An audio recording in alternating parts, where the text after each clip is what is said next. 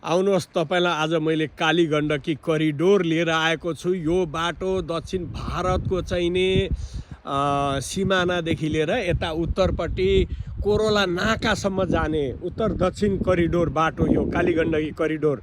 यो बाटोमा यात्रा गर्दाखेरि गैंडाकोटबाट पाल्पा रामपुरतिर जाँदा यो एउटा केही एरिया छ, यो चाहिँ धेरै जोखिमवाला, एकदम पहिरोको जोखिम रहन्छ। यहाँ धेरै माथिदेखि पहिरो आउने गर्छ र यहाँ चाहिँ बर्खामा त खतरा छ यहाँ यात्रा गर्न। हिउँदमा पनि बडा होसियारसँग चनाखो भएर यो जहाँ मोटरसाइकल आइराखेको छ त्यो ठाउँमा त्यसरी हिँड्नु पर्ने हुन्छ। यहाँ अलिक खतरा छ यो बाटो, यहाँ धेरै ठुलो पहिरो झर्ने गर्छ।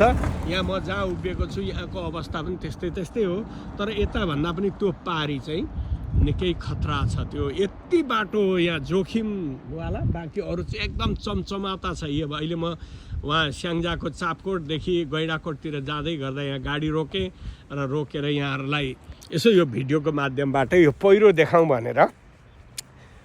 यो बाटोमा बर्खामा चाहिँ हिँड्नै हुँदैन, त्यो ढुङ्गो यति स्पिडमा झर्छ नि माथिबाट।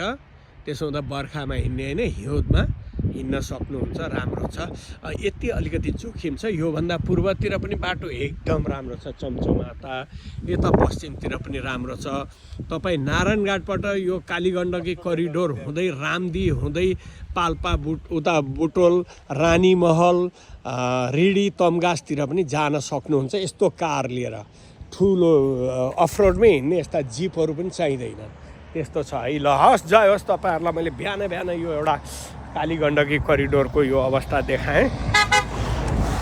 यहाँ स्कर्पियोले धुलो उडाउँदै गयो। अब यो पहिरो झरेको ठाउँमा धुलो त उड्ने नि भयो।